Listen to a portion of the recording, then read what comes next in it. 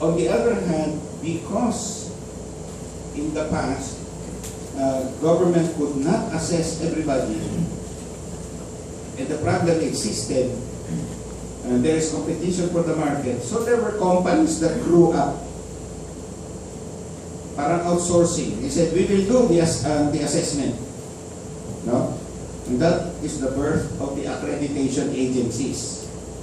We will do the work of government, but for a fee or voluntary or whatever. That is where you can compare PASCO and the other quality assurance agencies. So you have in Asia, the leading one at the moment is AUN, no? ASEAN University Network. Except that it's very exclusive, and since it is representation by country, so there are only 30 members of that association in ASEAN, and the Philippines is represented only by UP Ateneo and De La Salle. Nobody else. Okay? But they hope that they will grow eventually, but right now that is where they are. And if you know the process, this was already 10 years in the making. Okay? So these are the accreditation agencies. And the accreditation agencies can be local, regional, national, international. In the Philippines, we have, in terms of accreditation agencies, 5 organizations. They come under the umbrella of FACA, Federation of Accrediting Associations of the Philippines. Among them, of the 5, you have one which is AAPO, which is government that assesses SUCs and LUCs. You have PASCO, which is the Catholic. You have APSCO, which is the non-Catholic, the religious. And then you have PACO, PACOCOA, which is the private schools, to which CIT, University of Cebu, etc. They belong. They have their own organization. And then you have TEDSAFIL, which looks at the technical vocational institutions, TESDA grouping and related, similar. So that is PAHAP, that's under PAHAP. The problem is that these accreditation agencies have their own individual systems. And again, some, like PASCO, has only up to 4 levels. 3 for programs, 4 for institution. AAPO has 6 or 7. So you say we are level 4, well, where are you? So that is also under CMO 46. So CMO 46 says even the accrediting agencies have to follow the criteria of CMO 46. And that is the background of the remark by Revilla, that there is a bit of a conflict here because the accreditation agencies try to protect their area. They say, follow us. You don't need to apply with government to be assessed. The problem is, whether you like it or not, when you relate with the outside world, they recognize first government regulation. No? So your government certification before it.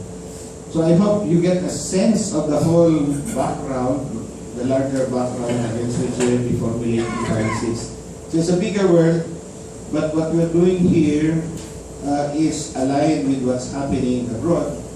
And that's what you will see for the next, for the remainder of your lives, practically, because this is the system that is evolving and it's moving in that direction. Globalization, the test is quality assurance. That is to ensure that what is taught, wherever it is taught, if properly assessed, can be recognized anywhere in the world and can have a portable credential.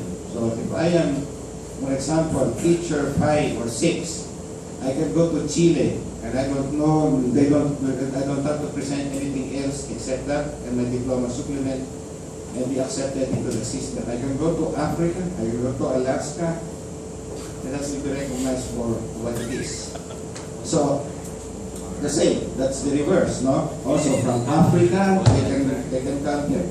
Well, for example, you might smile at it, but the manager, the general manager of the Mactan International Airport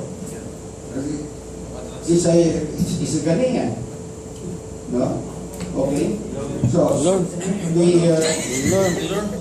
this will be the problem. Now, our problem in terms of our schools is, whether we like it or not, if we want our graduates to be competitive, not only abroad, but even here at home, they have to reach certain standards. Because with ASEAN, that means free flow of services, and free flow of human resource, free flow of capital, etc. So they will not say, you cannot apply. In San Carlos, let's just use that as a great example. They say the department needs a PhD, and there are five applicants. 4 of them are Filipinos, and 1 of them is a foreigner. If the foreigner has the better credential, he gets hired. You cannot use the argument and say, I'm a Filipino. In ASEAN, that is flatted.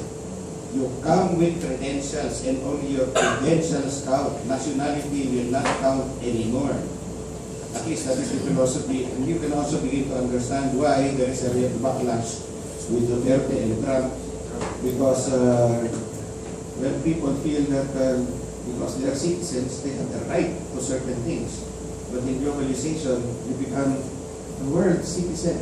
You do not become a country citizen. Okay? Thank you.